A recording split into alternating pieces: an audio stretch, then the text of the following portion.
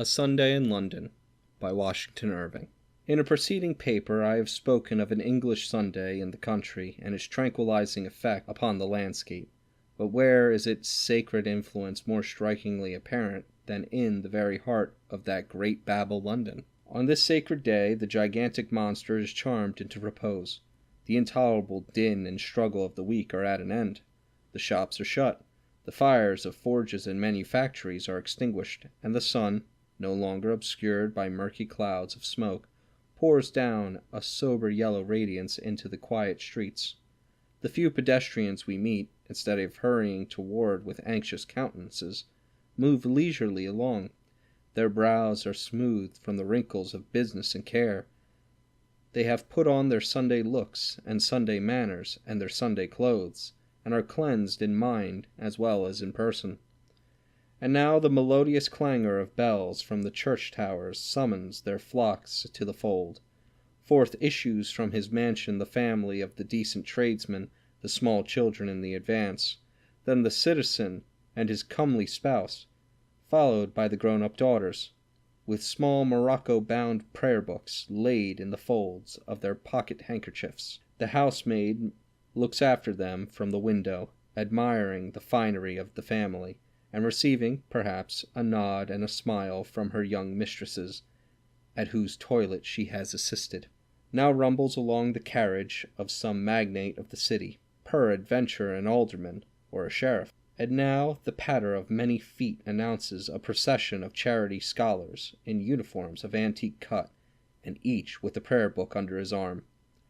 The ringing of bells is at an end. The rumbling of the carriage has ceased. The pattering of feet is heard no more. The flocks are folded in ancient churches, cramped in by-lanes and corners of the crowded city, where the vigilante beadle keeps watch, like the shepherd's dog, round the threshold of the sanctuary. For a time everything is hushed, but soon is heard the deep, pervading sound of the organ, rolling and vibrating through the empty lanes and courts, and the sweet chanting of the choir, making them resound with melody and praise. Never have I been more sensible of the sanctifying effect of church music than when I have heard it thus poured forth, like a river of joy, through the inmost recess of this great metropolis, elevating it, as it were, from all the sordid pollutions of the week, and bearing the poor world-worn soul on a tide of triumphant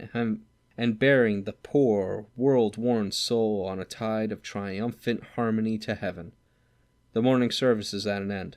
The streets are again alive with the congregations returning to their homes, but soon again relapse into silence. Now comes on the Sunday dinner, which, to the city tradesman, is a meal of some importance. There is more leisure for a social enjoyment at the board. Members of the family can now gather together, who are separated by the laborious occupations of the week. A schoolboy may be permitted on that day to come to the paternal home. An old friend of the family takes his accustomed Sunday seat at the board, tells over his well-known stories, and rejoices young and old with his well-known jokes. On Sunday afternoon the city pours forth its legions to breathe the fresh air and enjoy the sunshine of the parks and rural environs. Satirists may say what they please about the rural enjoyments of a London citizen on Sunday, but to me there is something delightful in beholding the poor prisoner of the crowded and dusty city enabled thus to come forth once a week and throw himself upon the great bosom of nature. He is like a child restored to the mother's breast. And they who first spread out these noble parks and magnificent pleasure grounds which surround this huge metropolis have done at least as much for its health and morality as if they had expended the amount of cost in hospitals, prisons, and penitentiaries.